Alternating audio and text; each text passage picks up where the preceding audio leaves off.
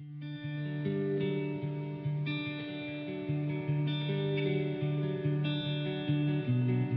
name is Dina Al-Said. I am the mother of Ibrahim Abe Al-Saif, my 7-year-old son. He was diagnosed with ASD, hyperactivity, and nonverbal about 5 years ago. He is special needs and I'm a special needs mom, but I do not let that define me or my son. I had to learn from watching my son that he's trying his best, and me as his mother, I have to give him my best as well.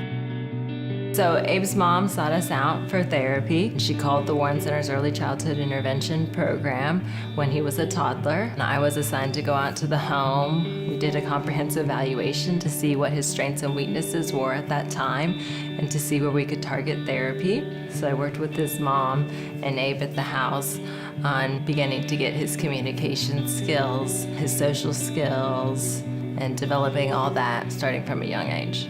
Abe came to me at age 3 after being part of the ECI program here at the Warren Center.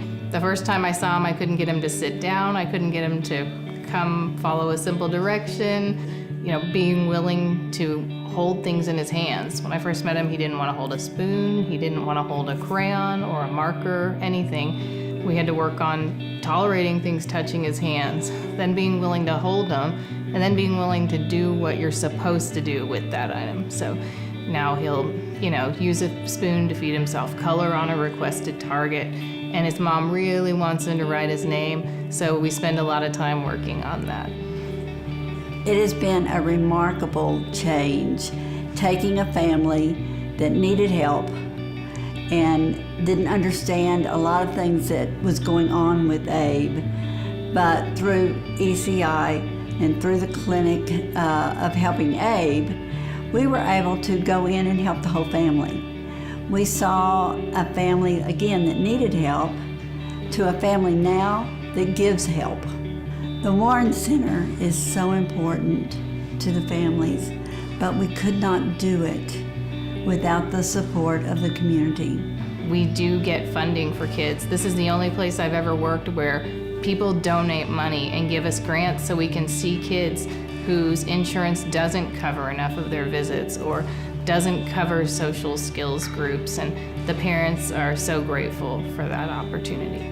The Warren Center is there sometimes when families are fresh days out of the hospital, helping these families get off on the right foot. And so we're there to help support the family, to help make connections with these families and their children, and give them the support that they need. Your donations help the Warren Center. For $25, you're able to fund 1 hour of therapy. Today, I don't know where my son or my family would be without having the services received from the Warren Center. In the beginning, yes, it was at-home services, but from at-home services, it grew into being a part of our family. If we didn't have that center, my son would not be as successful as he is today. Imagine how many more children could benefit from receiving services at the center.